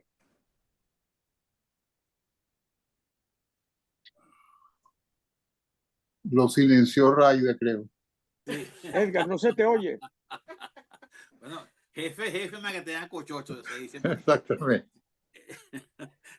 No, eso es lo natural. Ok, nos falta una intervención del doctor Ramón Escobar. No sé si alguno de los participantes que está todavía por allí quieren compartir alguna pregunta, algo. Este es el momento de hacerlo, o un comentario, es el momento de hacerlo. Nosotros aquí desde Valencia estamos bien contentos con el resultado de esta labor y con la cooperación de ustedes. Escobar León Ramón. Sí. Bueno, Tiene usted la muchas palabra. gracias. Muchas gracias por cederme estos segundos finales, ¿no? Quiero decir que las reflexiones de Luis Melo son importantes, ¿no? Ahora, yo me voy con una duda que quiero compartir con todos. Yo le oí decir, cuando empezó la vigencia, la vida de la Ley Orgánica Procesal del Trabajo, que todo el mundo hablaba de la reformatio imperius. Hasta que un día alguien nos dijo, creo que fue Omar Mora, tengo que chequearlo, es que no hay reformatio imperius en un tribunal de casación, y esto no es un tribunal de instancia. Entonces, piensen en eso, porque si no, ¿cómo sería compatible? Entonces, si es así, si existe la reformatio imperius, entonces lo que dice Luis Melo tiene mucha fuerza. Parcialmente, porque ¿cómo caso yo la sentencia y cómo actúo como tribunal de casación de instancia? Ahora, me surge otra duda, porque en Colombia yo veo que es casación de instancia, pero que el juez se convierte en tribunal de casación, que es algo distinto a lo que yo he internalizado. Ahora, si el juez de casación, una vez que ha anulado la sentencia, quiere aclararse alguna de las dudas, y dicta, por el caso del juez venezolano, un auto para mejor proveer o llama a la audiencia oral para aclararse la duda que tenga sobre los hechos, es sobre los mismos hechos, no son sobre hechos distintos. Y alguna prueba muy limitada, porque si no va a suplir la carga procesal, va a suplir defensas a una de las partes. Entonces yo no tengo tan claro que por el hecho, pero posiblemente esté diciendo algo errado, pero lo quiero compartir con ustedes, que son expertos en esto. Si el juez de casación en un tribunal de casación de instancia, una vez que se ha declarado con lugar una de las denuncias, quiere que sentenciar el fondo, y para sentenciar el fondo no es suficiente las pruebas que tiene, sino que quiere aclararse un hecho, no un nuevo hecho, con una prueba, lo convierte en tribunal de instancia. Entonces, si es así, aquí no existe la reformatio imperius. No lo sé. Perdón, si es así, existiría la reformatio imperius. Pero no sé si el doctor Ulises Canosa puede referirse a este punto que yo confieso que me cuesta entender, ¿no? Porque o es tribunal de instancia o es tribunal de casación de instancia. Ahora, la pregunta de Bernardo, como acaban de señalar en Colombia, igual que en Venezuela, se requiere, por supuesto, cumplir con una serie de requisitos básicos. Identificar el tribunal, identificar la sentencia y justificar los cargos que se le van a imputar a la sentencia, los cargos contra la sentencia recurrida. Eso es obvio, explicarlo. Pero esas técnicas esotéricas son las que han causado antipatía en el foro venezolano, porque no son producto de la ley, sino producto de la invención de la jurisprudencia. A esa es a la que yo me refiero. Pero la única técnica, si a técnica vamos, serían estas de lenguaje claro y preciso. Que una sentencia, como un escrito forense, no puede tener citas doctrinarias. Por eso yo quería preguntarle al profesor Mendoza, que elogió una sentencia de la Sala de Casación Civil porque tenía muchas citas, y esos son trabajos académicos. Esos son trabajos para una tesis doctoral, para un trabajo de especialización. Pero las sentencias no pueden convertirse, por lo menos no son así en Francia, ni lo son en España, ni lo son en Italia. Porque en Venezuela las sentencias quieren convertirse en un trabajo académico lleno de citas doctrinarias, que se ha dicho de paso, uno a veces no sabe cuál es a qué vienen esas citas. Y les voy a confesar algo. Hace 2 semanas, no, es algo público, no, estuve como jurado en contra de una tesis doctoral porque tenía muchas citas que yo no podía entender. A uno le da dolor de cabeza tratando de entender lo que se dice cuando hay citas y citas y citas y jurisprudencia. Entonces yo creo que los franceses, que en materia de claridad expresiva son los grandes maestros, han acertado mucho con su vía de estilo. Prohibido la cita doctrinaria, en primer lugar. Entonces, yo no quisiera que en Venezuela en un cambio hacia el futuro se siga patrocinando la idea que las sentencias tienen que tener citas, porque ya no hemos visto muchas veces que esas citas no contribuyen para nada a aclararle al lector cuál es la motivación de las sentencias. Entonces, lenguaje claro y preciso, párrafos cortos con una sola idea. No cita doctrinaria, porque una sentencia o un escrito de tribunales no es un estudio académico. A eso me refiero. Y a Bernardo Loreto le diría que él es un gran casacionista, un gran jurista, un hombre con pensamiento propio, digno de hijo de su padre, el gran Luis Loreto, y él escribe muy bien, que se gane esta idea de patrocinar, como Rodrigo Rivera Morales está invitando a participar en foros con el Instituto Iberoamericano de Derecho Procesal. Esto es un tema moderno, un tema en que hay muchos países involucrados. Lenguaje claro y preciso, no a erigonzas incomprensibles y no a las citas doctrinarias en la sentencia. A eso se debería reducir la técnica de casación. Que en las escuelas de derecho se estudie lingüística para que la gente pueda expresarse con mucha claridad. Por cierto, quiero reconocer que los juristas cubanos que yo he leído, y quisiera leer los trabajos del profesor Mendoza, muy bien escrito el uso del español. Reconozco que Cuba ha tenido grandes escritores, Alejo Carpentier, ahorita tienen a Padura. Yo soy licenciado en letras y leí muchos cuentos de cuentistas cubanos. Cuba se ha caracterizado por la buena escritura, ¿no? Y los juristas cubanos que yo he leído escriben muy bien. Y a eso me refiero, que se patrocine en Venezuela la necesidad de la escritura clara en sentencias y escritos doctrinarios. Y eso va a facilitar la casación de instancias y va a superar todos estos obstáculos, estos problemas, estas dudas que todos nos embargan cuando discutimos este tema tan delicado. Gracias, profesor Escobar. Excelente. Esta mañana yo compartía con usted una conversación sobre algunas experiencias de esa temática y yo le comentaba